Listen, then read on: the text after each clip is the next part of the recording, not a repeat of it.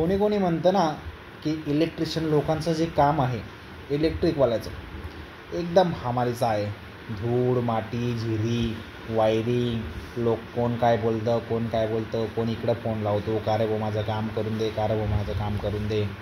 पण मित्रांनो त्या टायमाला आपल्याला वाटत असेल की आपण करतो काय, आपण 11 वाजेपर्यंत काम करतो रात्री. जर गरज असली तर वायरिंग वगैरे काही इमर्जन्सी असली तर आपल्याला त्याच्यामधून भेटते काय.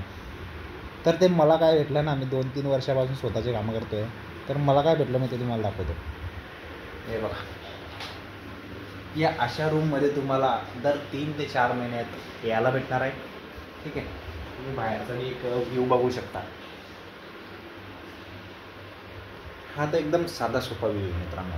याच्यापेक्षाही तुम्ही जर चांगलं तुमच्या फील्डमध्ये काम करत असले तर तुम्हाला याच्यापेक्षाही भारी, याच्यापेक्षाही गजब तुम्हाला एक नजारा म्हणजे एक तुम्हाला भेटू शकते बा, अनुभव भेटू शकतो. आता माझा पहिला अनुभव आहे. ठीक आहे, बघू शकता तुम्ही.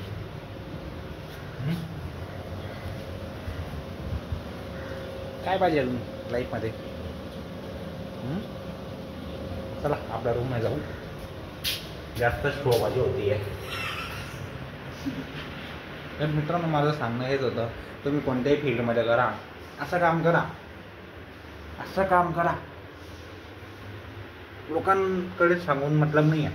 लोकांना आपोआप दिसतं कोणामध्ये किती टॅलेंट आहे किंवा कोणामध्ये किती किडे आहे, तो लोकांना आपोआप दिसतं, सांगायची गरज पडत नाही.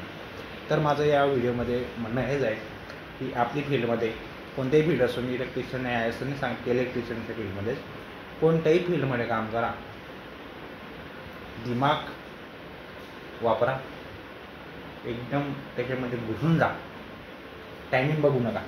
नंतर जो मला फळ भेटणार म्हणजे भेटणार, हे माझ्यावर सांगतो मी. ठीक आहे, पुढचा व्हिडिओ तुम्हाला येत राहील. सबस्क्राईब करून घ्या चॅनलला. ओके.